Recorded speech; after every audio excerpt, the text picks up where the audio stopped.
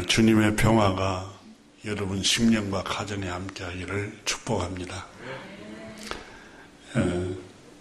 셰익스피어 4대 비극 중에 햄릿이라는 작품에 나오는 대사입니다. 작가는 등장인물을 통해서 그때그때마다 인생에 큰 교훈을 줍니다. 햄릿이 아버지의 죽음을 슬퍼하면서 절망에 빠집니다.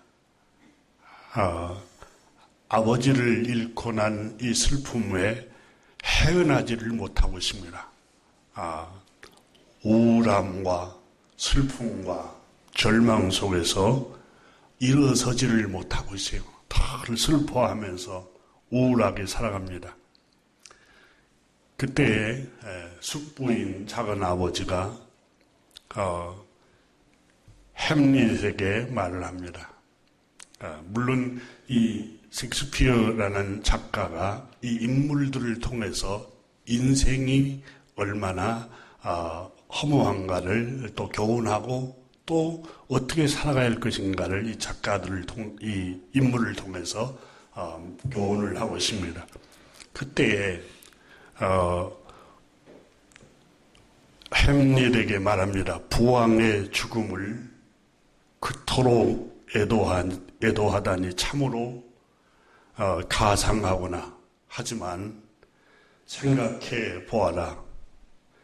너의 아버지도 그 아버지를 여의셨고 내 할아버지도 또한 그의 아버지를 여의셨단다. 그래서 유족들은 자식된 도리를 하느라 일정 기간 동안 상복을 입고 애도를 표하는 거란다. 그러나 그것도 도가 지나치면 사람이 불행해진단다. 또 선조들에게도 모독하는 행위란다. 인간이라면 누구에게나 죽음은 피할 수 없는 일이란다. 부질없이 슬픔에만 빠져 있지 말고 현실을 직시를 해라. 제발 부탁이니 절망과 슬픔에 앉아 있지 말고 이제는 일어나라. 이렇게 교훈을 합니다.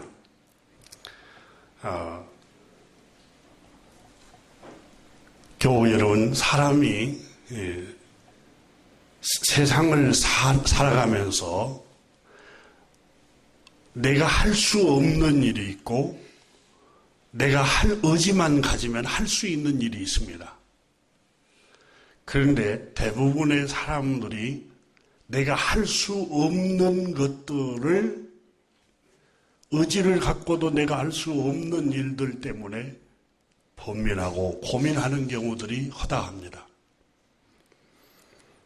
가령 여러분, 죽음은 내 의지로 어떻게 할 수가 없는 사건입니다. 또한 우리가 노화가 되고 늙어가는 거, 세월이 흘러서 늙어가는 거, 내 의지를 가지고 어떻게 할 수가 없습니다. 그런데 왜 나는 나이가 이렇게 많이 들어갔지? 왜 이렇게 나는 세월이 다 가버렸지? 아쉬워하고 괴로워하고 우울해하고 슬퍼하고 있으면 더 불행해집니다. 그래서 내가 할 수 없는 것들은 받아들여야 됩니다. 내 의지를 가지고 아무리 힘쓰고 애써도 할 수 없는 것들은 인정을 해야 됩니다. 인정하고 받아들여야 돼요.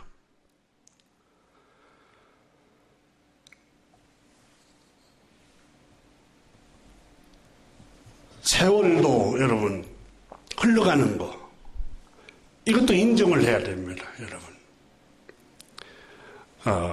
근데 내가 노력만 하면 불행을 피할 수도 있고 어떤 사건을 피할 수도 있는 것들은 내가 최선을 다해서 노력해서 피하면 됩니다. 그러나 내 의지를 갖고도 어떻게 할 수 없는 사건들은 이 세상에 일어나는 일들이 얼마나 많습니까? 그것은 그것 때문에 우울해하고, 그것 때문에 억울해하고, 그것 때문에 절망하고, 그것 때문에 계속 괴로워하면은 이 사람 불행하게 살아갑니다. 그것들은 인정하고 받아들이고 수용을 할 줄 아는 게 지혜입니다.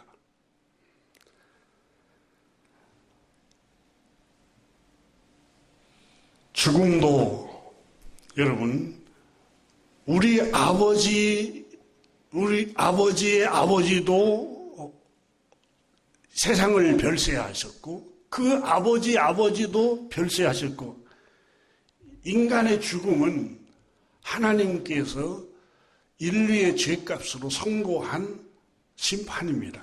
우리는 받아들여야 됩니다. 그러나 세상 사람들은 죽음 후에 불안해합니다. 두려워합니다. 죽음을. 성경에도 히브리서에 한평생 히브리서 2장 15절에 죽음의 공포에 쌓여있던 사람들을, 그러니까 모든 인간은 한평생 죽음을 두려워한다는 겁니다. 죽음을 불안해합니다. 우리 교단에 아주 정말 큰 교회 원로 목사님이셨던 그 강남에 큰 수만 명 모인 교회 목사님 계십니다. 그분이 늘 기도를 하는데 연세가 들어가니까 하나님 나이가 들어가는 것을 아쉬워하지 않게 해주세요. 새벽마다 그 기도를 하는 걸 내가 들었습니다. 고백하는 걸 들었어요. 그러니까 연세가 들다 보면은 정말 아쉬워하는 경우들이 허다합니다. 저희 아버님께서도 생전에 살아계실 때 아들아 너희들이 사는 세상은 정말 좋은 세상이 온다. 우리는 일제강점기, 6.25 전쟁, 보릿고개, 굶주림 이런 시절을 살았는데 너희 시대는 정말 아직까지 살아보지 못했던 좋은 시절이 온단다. 부럽구나 라는 그런 의미를 가지고 얘기한 걸 들었습니다. 그렇습니다. 여러분 정말 연세가 들다 보면은 제일 부러운 게 있으면 부유함도 아니고 권력도 아닙니다. 아마 여러분 장로님들, 권사님들에게 한번 물어보세요. 제일 부러운 게 뭐냐고. 젊음입니다. 젊음이 최고 부러움입니다. 네, 연세가 들어가는 것은 받아들여야 됩니다. 수용하고 받아들여야 됩니다. 그러나 우리 그리스도인들에게는, 부활하신 예수 그리스도를 믿는 그리스도인들에게는 영원한 소망이 있습니다. 베드로 사도는 오늘 본문에 쇠하지 않고 더럽혀지지도 않고 썩지 아니하는 소망이다. 그게 산 소망이다. 살아있는 소망이라는 거예요. 없어져 버리지도 않고 더럽혀지지도 않고 또 녹슬지도 않는 소망, 살아있는 소망, 영원한 소망이 있습니다. 베드로 사도는 교우 여러분, 우리는 영원한 소망이 있습니다. 우리의 소망은 우리 영혼이 결국은 구원을 받는다는 소망입니다. 그걸 오늘 베드로서에 기록합니다. 예수 그리스도의 부활을, 이 부활의 사건을 통해서 결국은 예수 그리스도를 믿는 우리에게는 영원히 영원한 천국에 들어간다는 사실입니다.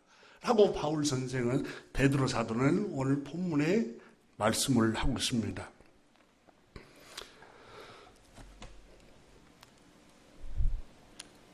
세상에 가장 불행한 게 소망이 없는 겁니다. 소망이 없는 게 가장 불행한 거예요. 꿈이 없는 사람처럼 불행한 게 없어요. 희망이 없어요. 희망이 사라진다는 게 얼마나 불행입니까? 여러분, 부모가, 연세 드신 노모가, 또 연세 드신 부친이 자식에 대한 소망을 갖습니다. 이제나 저제나 오늘은 전화가 안 올까? 우리 딸한테, 우리 아들한테 이 소망이 있다는 게, 이 희망이 있다는 게 그분에게는 행복입니다. 행복. 여러분, 희망이 없고 소망이 없는 것처럼 불행한 게 없습니다. 직장 생활도 여러분 힘든 건 왜 견뎌냅니까? 한 달 일하면 일하는 삭스를 받을 수 있는 꿈이 있고 소망이 있습니다. 그리고 이걸로 내 사랑하는 가족을 부양시킬 수 있는 꿈이 있기 때문에 오늘 힘든 것을 견뎌내는 거 아닙니까?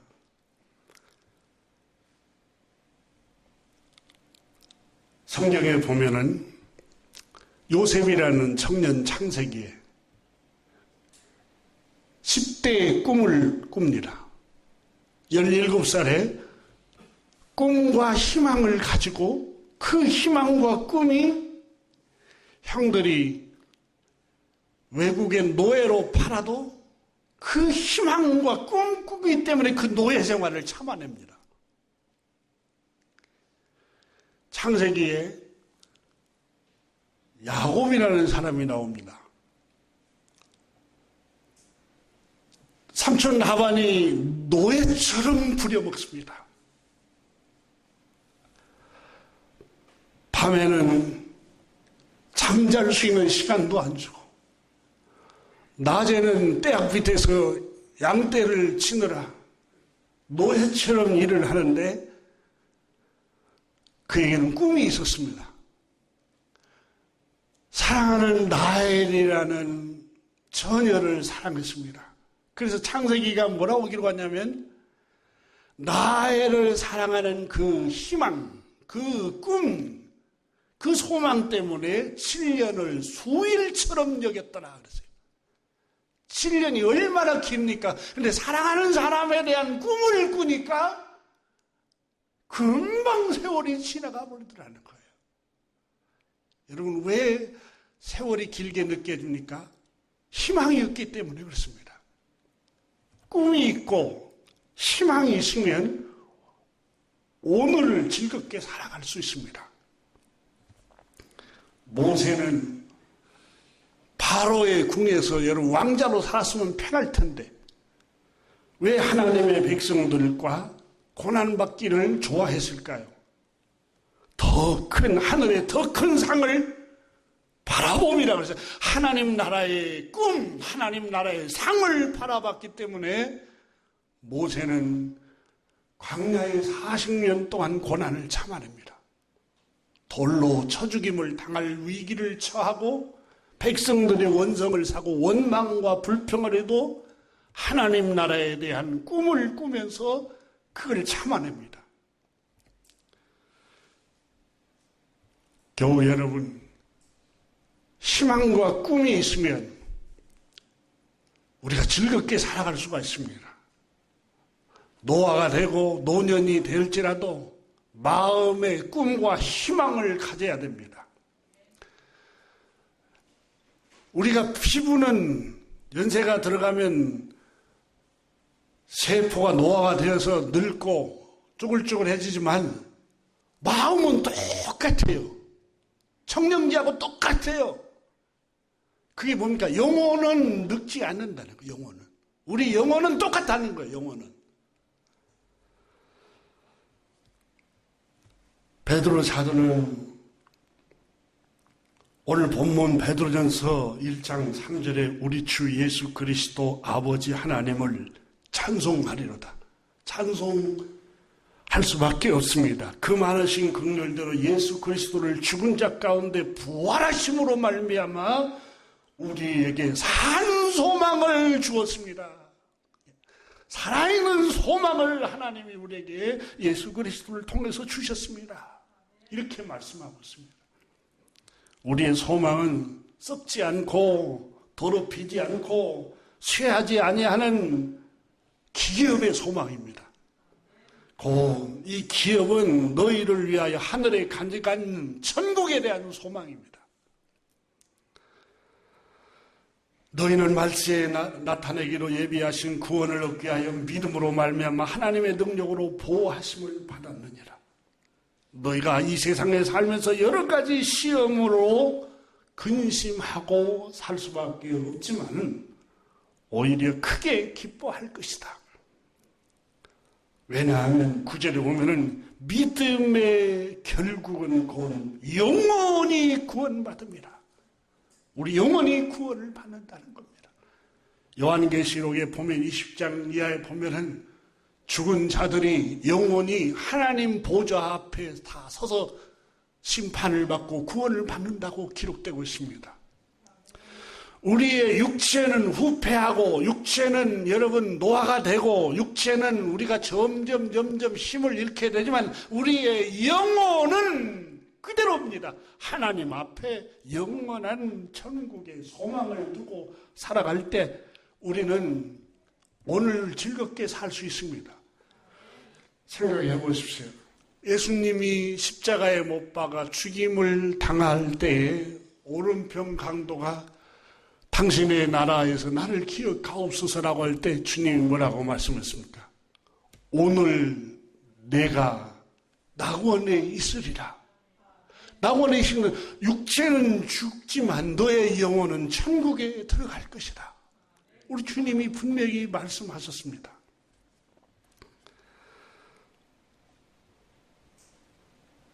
베드로는 처음에 주님을 따를 때는 영혼에 관심이 없었습니다. 베드로는 우리가 잘 아는 것처럼 야망이 큰 사람입니다.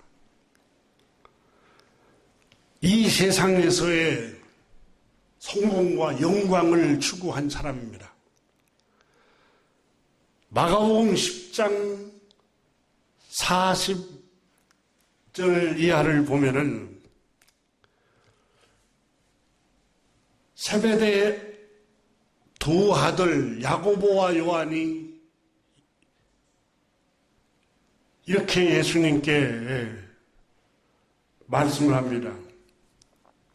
선생님, 소원이 있습니다. 꼭 저희들의 소원을 들어주십시오. 예수님께서 너희들의 바람, 소원이 무엇이냐라고 물었습니다. 그러자 세베대의 아들 야고보와 요한은 대답했습니다. 주께서 영광의 자리에 앉으실 때 하나는 주의 우편에, 하나는 주의 좌편에 앉게 해 주십시오. 이 대화를 듣고 있던 다른 10 제자의 반응에 관해서 마가복음 10장 41절에 이렇게 마가는 기록합니다. 10 제자가 듣고 야고보와 요한에 대하여 화를 내거늘 그랬습니다. 서로 예수님이 메시아로, 정치적인 메시아로 로마에서 유대민족을 해방시켜줄 정치적인 메시아, 유대인의 왕으로 생각했습니다. 그래서 예수님이 권력을 잡으면 하나는 오른편, 하나는 왼편에 최고의 권력 좌우편에 앉을 야망을 품고 있을 때에 다른 제자들이 그 소리를 듣고 화를 냈다라고 마가복음 10장에 기록합니다. 그때 예수님의 대답이 너희도 알다시피 이방인들의 통치자로 자처하는 사람들은 백성을 강제로 지배하고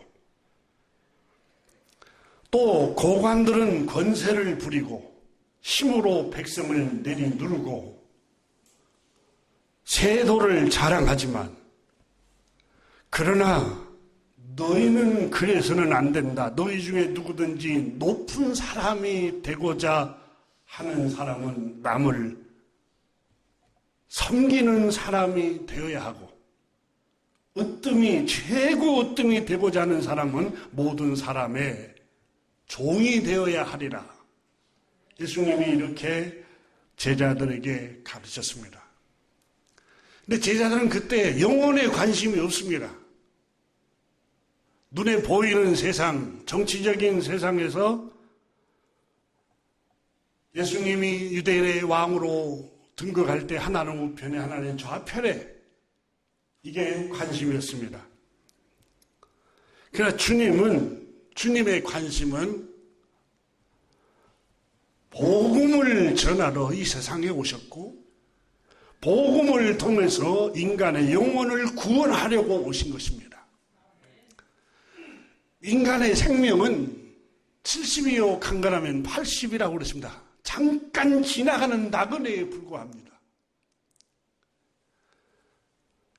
전도서 1장에 한 세대는 왔다가 한 세대는 가고 또 다른 세대가 오나니 그랬습니다. 지나간다고 전도서에서도 그렇게 말씀을 하고 있습니다. 그러나 예수님은 요한복음 6장에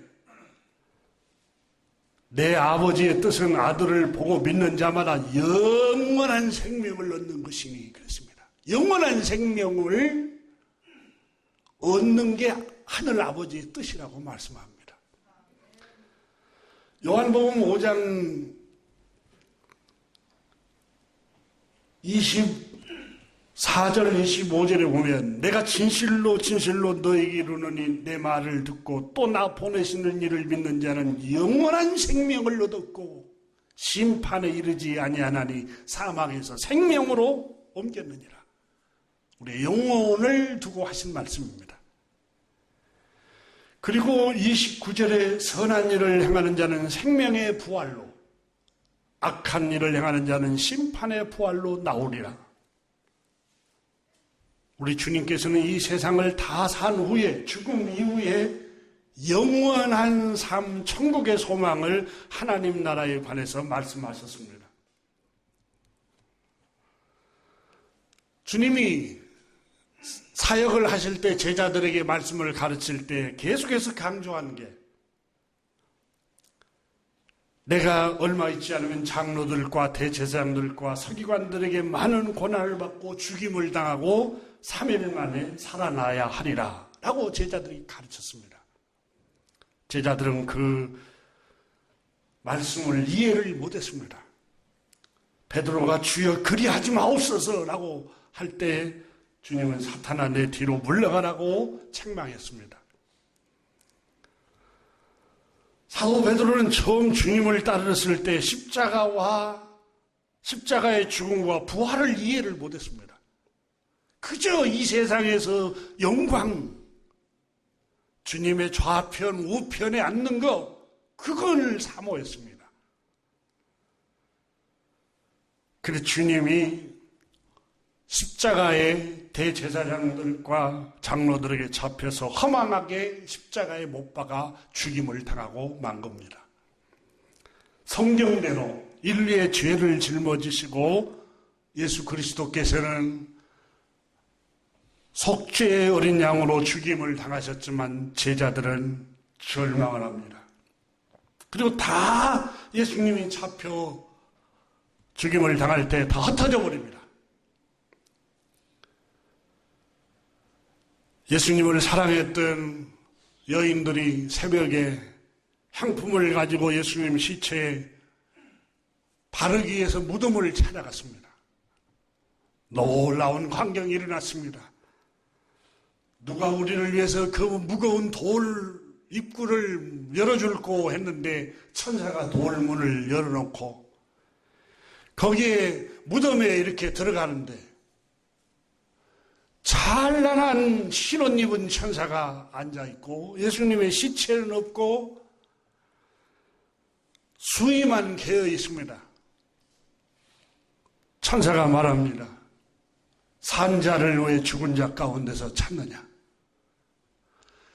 예수 그리스도는 너희가 살아있을 때 장로와 제사장들에게 인류의 죄를 짊어지고 속죄 어린 양으로 죽임을 당하셨다가 사흘 만에 부활할 것이라고 누누이 가르쳤거늘 왜 알지 못하느냐? 하고 책망을 합니다. 그리고 여인들이 무덤문을 나와서 제자들에게 향해서 이 소식을 전해주려고 할 때에 다른 박질하고 출발하려고 하는 찰나에 부활하신 주님께서 나타나셔서 여인들아 너에게 평강이 있을지어다 라고 축복합니다. 그리고 부활하신 주님 자신을 드러내 보입니다. 여자들은 깜짝 놀랍니다. 천사의 말대로 정말 예수님이 부활하셨구나. 그리고 예수님의 발목을 가까이에 가서 엎드려서 붙들으려고 할 때 주님께서 내가 아버지에게로 아직 올라가지 않았노라 하고 너는 어서 가서 제자들에게 이 소식을 전해라 하고 보냅니다. 새벽에 무덤을 찾았던 이 여자들이 제자들이 한 곳에 모여서 두려움에 떨고 있는 이곳에 가서 자신들이 경험한 부활하신 주님에 관해서 무덤의 새벽에 천사의 소리와 부활하신 주님의 모습을 만난 이야기를 합니다. 그러니까 제자들이 의구심이 들어서 전혀 믿지 못하자 복음서에 베드로가 제일 먼저 여자들의 말을 듣고 무덤으로 다름박질합니다. 정말 가보았더니 무덤 문이 열려있고 예수님의 시체는 없고 수의만 개어있고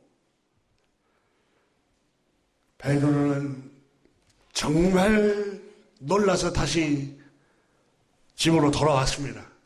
얼마 후에 며칠이 지나서 예수님께 부활하신 주님께서 제자들이 모여있는 그곳에 신령한 부활하신 몸으로 나타나셔서 두려워하지 말라 너에게 평강이 있을지어다 이렇게 인사를 합니다.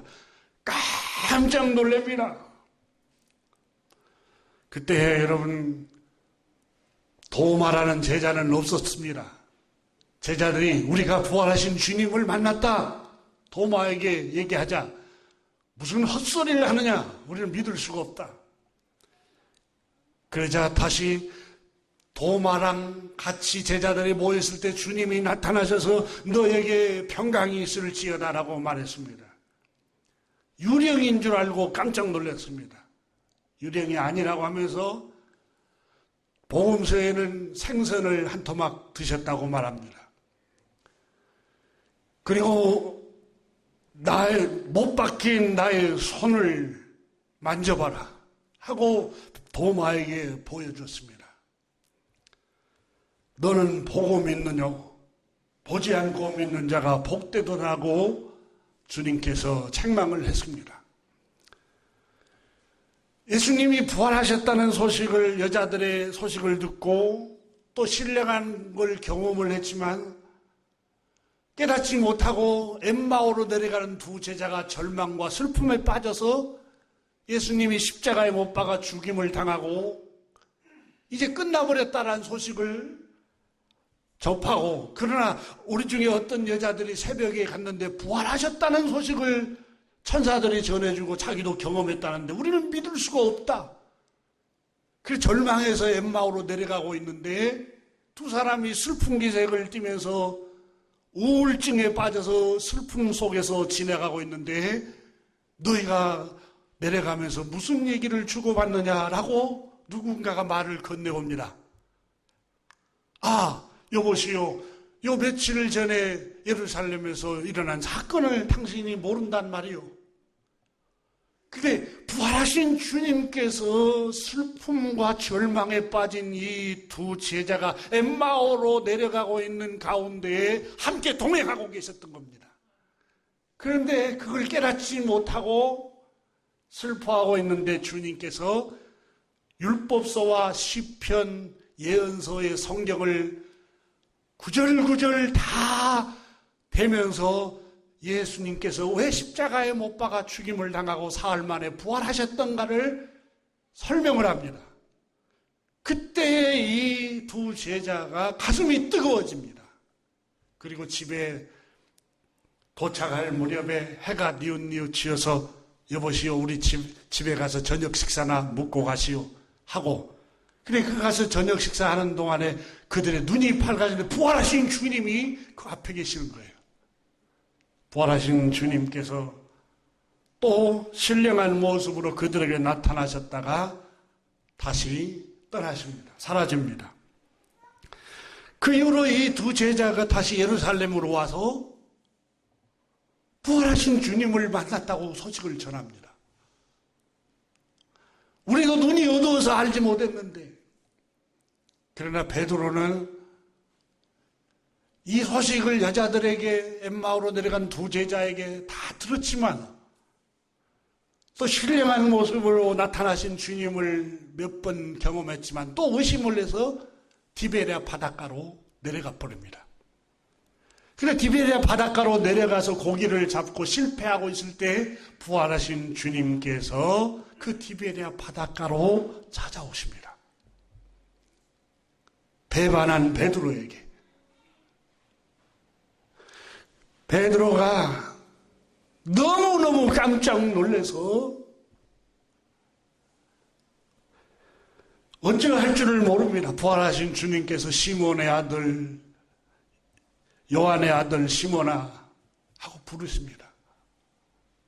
베드로가 눈이 열려서 부활하신 주님을 보고 너무너무 황홀경에 빠집니다. 거기서 주님을 만나고 주님께서 내가 나를 사랑하느냐 라고 묻습니다. 내가 너에게 대제사장과 장로들에게 인류의 죄를 짊어지고 십자가에 못 박아 잡혀서 죽임을 당하고 사흘 만에 부활한다고 갈릴리에 있을 때 얼마나 너희들에게 가르쳤더냐. 이걸 상기시킵니다. 그리고 이 갈릴리에서 다시 만날 것이라고 내가 살아있을 때 십자가에 못 박아 죽기 전에 너희들에게 가르쳤지 않더냐. 이 말씀을 상기시키면서 베드로가 거기에서 무릎을 꿇고 엉엉 울기 시작합니다. 말씀을 깨닫고 너무너무 죄송하고 황송해서 주 앞에 설 수가 없습니다. 3번씩 부인하고 도망가고 의심하고 또 의심하고 믿지 못한 나 같은 배신자에게 다시 부활하신 주님은 찾아오셨어요. 그리고 요한의 아들 시몬아 하고 부르십니다. 그 이름을 부르는 거예요. 의로운 일도 행한 것도 아니고 부인하고 저주하고 의심하고 믿지 못하고 이런 자기에게 주님 부활하신 주님이 찾아오셔서 또 이름을 불러주시면서 손을 내미십니다. 베드로는 거기에 흐느끼며 울며 주님 내가 주를 사랑합니다. 네가 나를 사랑하면 내 양떼를 먹이라. 또 주님이 묻습니다. 요한의 아들 시몬아 정말 내가 나를 사랑하느냐. 주여 내가 당신을 사랑합니다. 내 양을 돌보라. 그리고 3번째 또 묻기를 내 양떼를 치라. 내 양떼를 먹이라는 거예요. 말씀으로. 베드로가 그때에 세상 영광과 세상의 우편 정치적인 왕으로 등극할 때 좌편 세상의 성공과 세상의 영광을 추구하면서 예수님을 따랐는데 이게 아니구나. 영원한 생명을 주기 위해서 주님이 오셨구나. 그리고 그때부터서 베드로가 복음을 전하기 시작합니다. 주님의 부활의 소망, 영원한 생명. 그래서 여러분 오늘 본문 말씀 베드로서를 한번 보십시오. 우리가 읽지는 않았지만 1절에 베드로가 뭐라고 인생을 표현하냐면 예수 그리스도의 사도 베드로는 본도 갈라디아, 가파도키아, 아시아, 비두니아에 흩어진 나그네들에게 편지한다.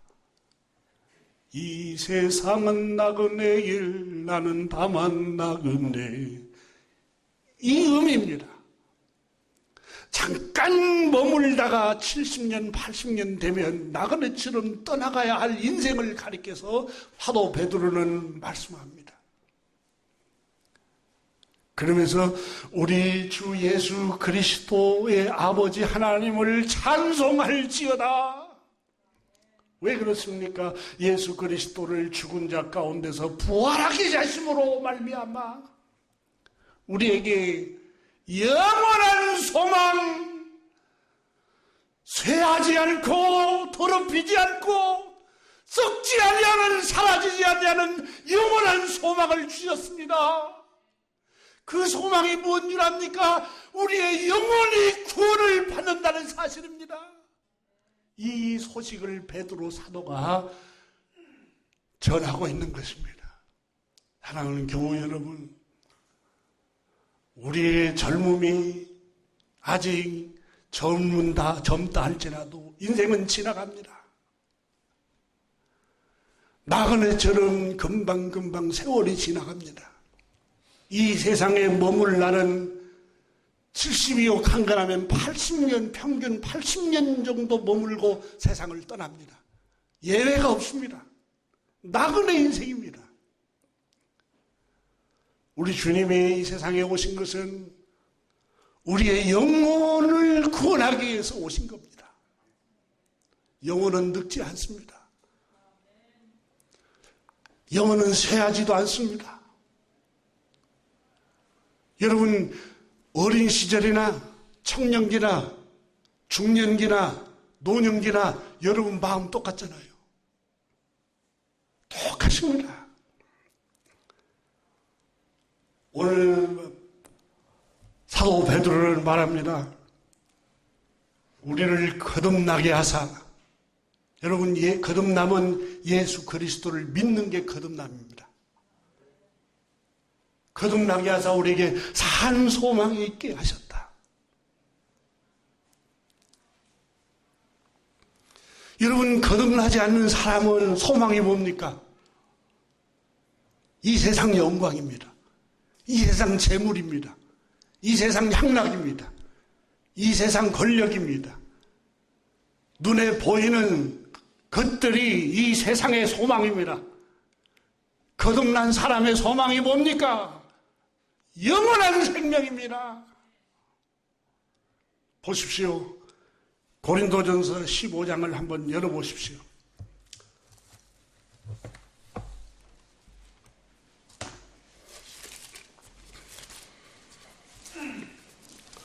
바울 선생은 고린도전서 15장에서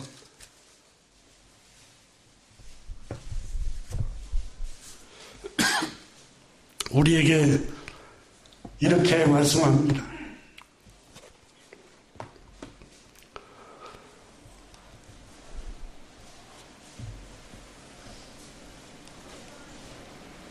(15장 12절을) 한번 보시면, 그리스도께서 죽은 자 가운데서 다시 살아나셨다 전파되었거늘 너희 중에 어떤 사람은 어찌하여 죽은 자 가운데서 부활이 없다 하느냐.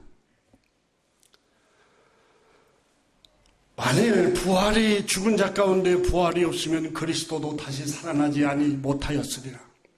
그리스도께서 만일 다시 살아나지 못하였다면 우리의 전파하는 것도 없것이요 또 너희 믿음도 없것이며 또 우리가 하나님의 거짓 증언으로 발견되리니, 16절에 만일 죽은 자가 다시 살아난 일이 없으면 그리스도도 다시 살아나실 일이 없을 터이요. 17절에 그리스도께서 다시 살아나신 일이 없으면 너희의 믿음도 헛되고 너희가 여전히 죄 가운데 있을 것이요.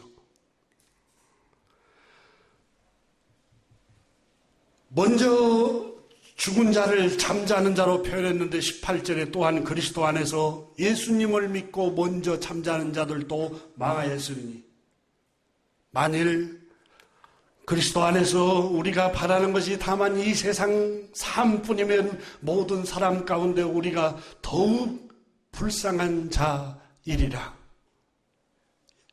만약 우리에게 부활 소망이 없다면 믿는 자 가운데 우리가 더욱 불쌍한 사람들이라는 겁니다. 바울 선생은 고린도전서 15장에서 우리에게 부활이 없다면, 부활의 소망이 없다면 가장 우리가 불쌍한 사람들이라. 다만 우리가 이생뿐이면 먹고 마시자 하리라 그랬어요. 여러분, 우리가 이 세상의 사람들의 소망은 먹고 마시고 즐기고 거듭나지 못한 사람들, 산 소망이 없는 사람들은 죽은 소망을 붙들고 살아갑니다.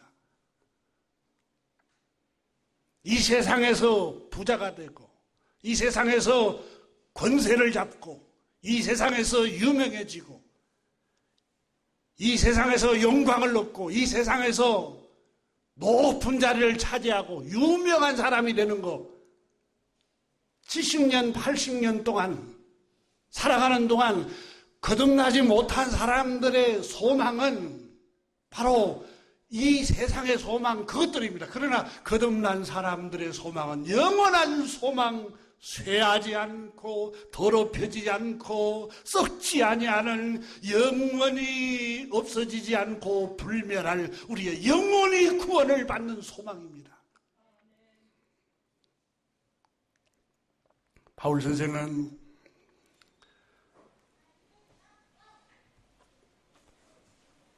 고린도후서 4장에서 16절에 이렇게 말합니다. 그러므로 우리가 낙심하지 않으니 우리의 겉사람은 낡아지나 우리의 속사람은 날로 새로워지는도다. 속사람이란 건 우리 영혼을 말합니다.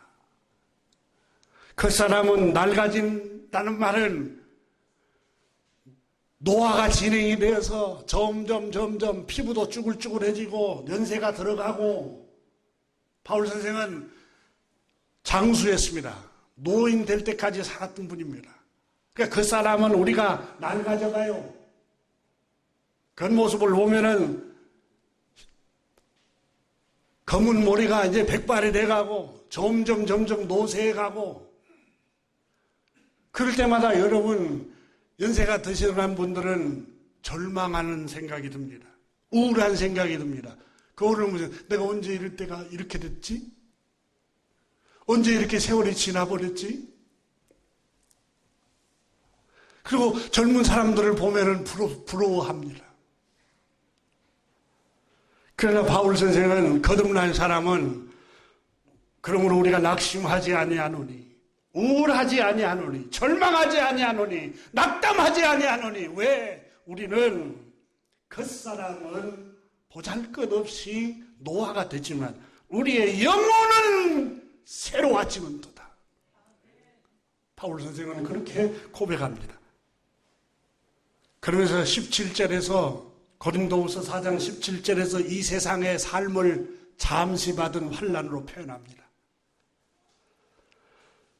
잠시 받은 환난에 경한 것이 지극히 크고 영원한 영광 중한 것을 우리에게 이루게 함이니. 18절에 우리가 주목하는 것은 보이는 것이 아니요 보이지 않는 것이니, 보이는 것은 잠깐이요 보이지 않는 것은 영원함이니라. 보이는 걸 뭐라고? 70년 80년 세상을 표현했습니다. 우리가 주목하는 것은 이 보이는 세상에서 얼마만큼 부여하고 얼마만큼 권력을 잡고 얼마만큼 사람들에게 높임을 받고, 이게 아니라 바울 선생은 말씀합니다. 우리가 주목하는 것은 보이지 않는 것이니 우리의 영혼이 구원을 받고 쇠하지 않고 더럽혀지 않고 썩지 아니하는 영원한 소망, 우리의 영혼이 구원받는 것, 천국에 관한 소망을, 그걸 소망한다고 하는 겁니다. 우리의 그 사람은 후패하지만 하나님의 나라가 기다리고 있다는 겁니다. 주님께서 제자들에게 십자가에 못 박아 죽기 직전에 제자들을 가르치면서 너희는 마음에 근심하지 말라. 하나님을 믿으니 또 나를 믿으라. 내 아버지 집에 거할 곳이 많도다. 내가 처소를 예비하러 가노니 주님 말씀하셨어요. 천국의 소망을 제자들에게 약속했습니다. 여러분, 기독교가 뭡니까? 천국의 소망을 갖는 겁니다. 저 높은 곳을 향하여 날마다 나아갑니다. 영원한 소망, 천국에 관한 소망, 하나님 나라에 관한 소망, 이 천국의 소망은 영원하다는 겁니다. 예수님은 육체의 죽음을 가리켜서 아버지께로 돌아간다, 그렇게 표현했습니다. 요한복음 13장 1절에 유월절 전에 예수께서 자기가 세상을 떠나 아버지께로 돌아가실 때가 이른 줄 아시고 세상을 떠나 이 세상을 별세하는 것, 아버지께로 간다고 표현했습니다. 요한복음 14장 2절에 내 아버지 집에 거할 곳이 많도다. 요한복음 14장 12절에 이는 내가 아버지께로 감이라. 요한복음 16장 10절에 의에 대하여라 하면 내가 아버지께로 가니, 우리를 의롭게 하기 위해서 십자가의 죽음을 가리켜서 아버지께로 간다고 표현했습니다. 오늘 내가 나와 함께 낙원에 있으리라, 하나님 나라에 간다는 거예요.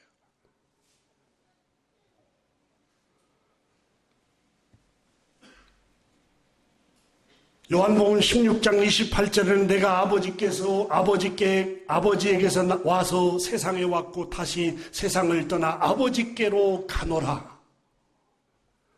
요한복음 17장 13절은 지금 내가 아버지께로 가오니 내가 세상에서 이 말을 하옵는 것은 그들로 내 기쁨을 그들 안에 충만히 가지게 하려 함이니이다. 아버지께로 간다고 표현했습니다. 그곳은 아버지가 계신 그곳은, 하나님 아버지가 계신 그곳은 요한계시록에 눈물이 없는 것, 슬픔이 없는 것, 고통이 없는 것, 불안이 없는 것, 괴로움이 없는 것, 아픈 것이 없는 곳이라고 했습니다. 여러분, 우리와 같이 예배드렸던 권사님 중에 먼저 그 아버지께로 간 분도 계십니다. 바울 선생은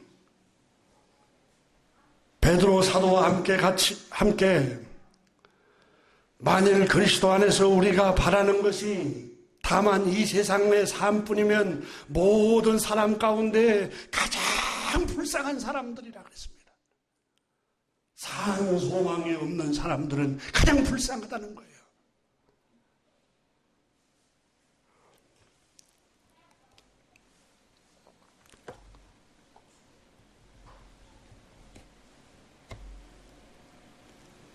우리가 부활의 소망이 있고 하나님 나라의 소망이 있기 때문에, 산 소망이 있기 때문에 우리에게는 오늘 즐거워하며 기뻐하며 살아갈 수가 있습니다. 세월이 지나서 노화가 되고 나이가 들어가고, 여러분 점점 하나님 나라가 가까울지라도 슬퍼하거나 절망하지 마십시오. 우리에게는 산 소망이 있습니다. 하나님 나라에 대한 소망입니다. 우리도 머지않아서 우리 선조들과 같이 우리 아버지가 간 그 나라를 갈 겁니다. 우리 아버지가 갔던 그 나라에, 우리 어머니가 갔던 그 나라에 우리가 들어갈 겁니다.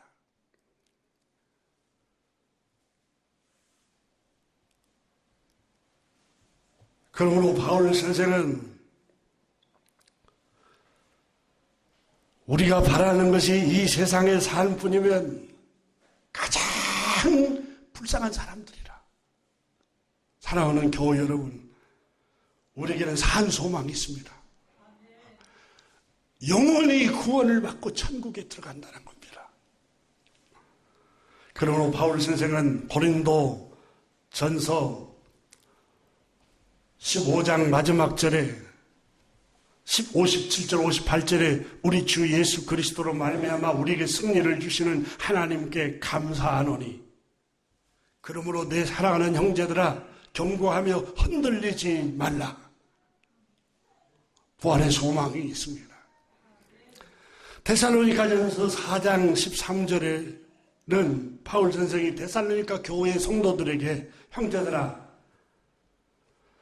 죽은 자들, 자는 자들을 표현해서 죽은 자를 표현해서 자는 자리라고 표현했습니다. 자는 자들에 관하여는 너희가 알지 못함을 우리가 원치 아니하노니 이는 소망 없는 다른 이와 같이 슬퍼하지 않게 하려 합니다. 다만 이 세상이 전부라고 생각한 사람들은 슬퍼하고 절망하고 낙담하고 우울할 수밖에 없습니다.